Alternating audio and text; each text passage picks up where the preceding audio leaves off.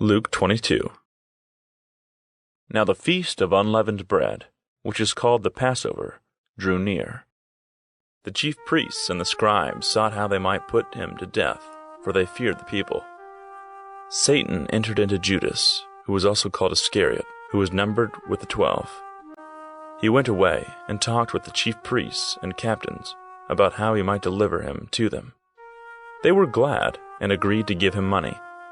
He consented and sought an opportunity to deliver him to them in the absence of the multitude. The day of unleavened bread came, on which the Passover must be sacrificed. He sent Peter and John, saying, "Go and prepare the Passover for us, that we may eat." They said to him, "Where do you want us to prepare?" He said to them, "Behold, when you have entered into the city, a man carrying a pitcher of water will meet you. Follow him into the house which he enters. Tell the master of the house, 'The teacher says to you, where is the guest room where I may eat the Passover with my disciples?' He will show you a large furnished upper room. Make preparations there." They went, found things as he had told them, and they prepared the Passover. When the hour had come, he sat down with the 12 apostles. He said to them, "I have earnestly desired to eat this Passover with you before I suffer. For I tell you, I will no longer by any means eat of it until it is fulfilled in the kingdom of God." He received a cup, and when he had given thanks, he said, "Take this and share it among yourselves. For I tell you, I will not drink at all again from the fruit of the vine until the kingdom of God comes."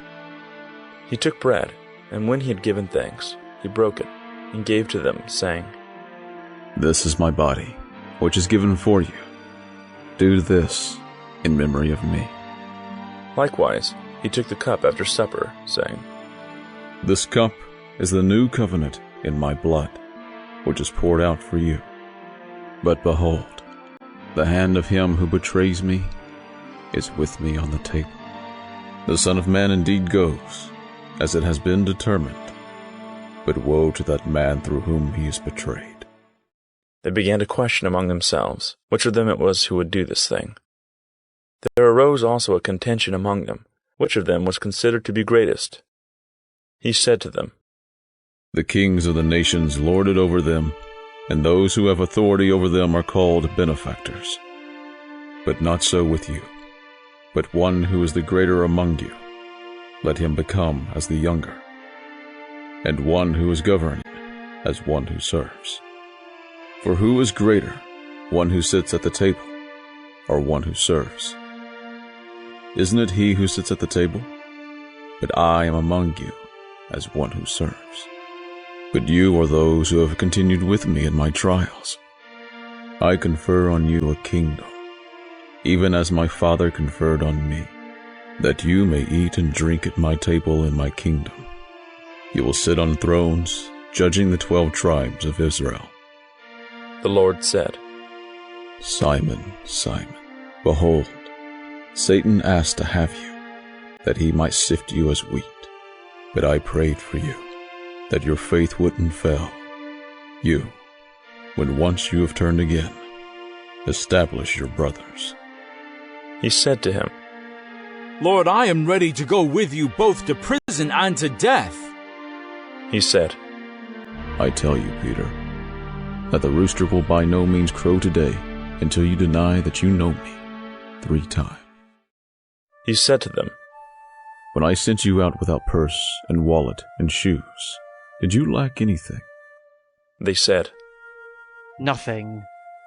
Then he said to them, "But now, whoever has a purse, let him take it, and likewise a wallet. Whoever has none, let him sell his cloak and buy a sword. For I tell you that this which is written must still be fulfilled in me. He was counted with transgressors, for that which concerns me has an end." They said, "Lord, behold, here are 2 swords." He said to them, "That is enough." He came out and went, as his custom was, to the Mount of Olives. His disciples also followed him. When he was at the place, he said to them, Pray that you don't enter into temptation. He was withdrawn from them about a stone's throw, and he knelt down and prayed, saying, Father, if you are willing, remove this cup from me. Nevertheless, not my will, but yours, be done. An angel from heaven appeared to him, strengthening him. Being in agony, he prayed more earnestly. His sweat became like great drops of blood falling down on the ground. When he rose up from his prayer, he came to the disciples and found them sleeping because of grief, and said to them, Why do you sleep? Rise and pray that you may not enter into temptation. While he was still speaking, behold, a multitude, and he who was called Judas, one of the 12, was leading them. He came near to Jesus to kiss him, but Jesus said to him, Judas, do you betray the Son of Man with a kiss? When those who were around him saw what was about to happen, they said to him, Lord, shall we strike with the sword? A certain one of them struck the servant of the high priest and cut off his right ear. But Jesus answered, Let me at least do this. And he touched his ear and healed him. Jesus said to the chief priests, captains of the temple, and elders who had come against him, Have you come out as against a robber with swords and clubs? When I was with you in the temple daily, you didn't stretch out your hands against me, but this is your hour and the power of darkness. They seized him and led him away and brought him into the high priest's house, but Peter followed from a distance. When they had kindled a fire in the middle of the courtyard and had sat down together, Peter sat among them.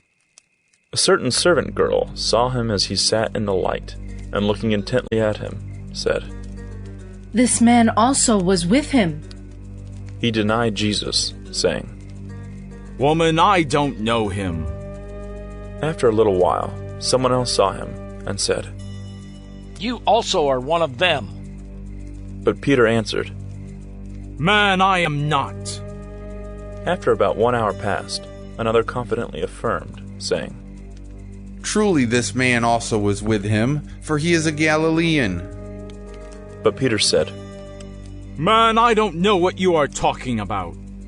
Immediately, while he was still speaking, a rooster crowed.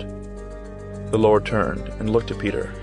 Then Peter remembered the Lord's word, how he said to him, Before the rooster crows, you will deny me 3 times.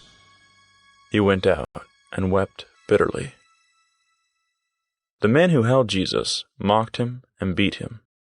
Having blindfolded him, they struck him on the face and asked him, Prophesy! Who is the one who struck you?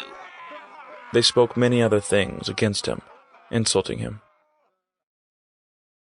As soon as it was day, the assembly of the elders of the people was gathered together, both chief priests and scribes, and they led him away into their council, saying, If you are the Christ, tell us.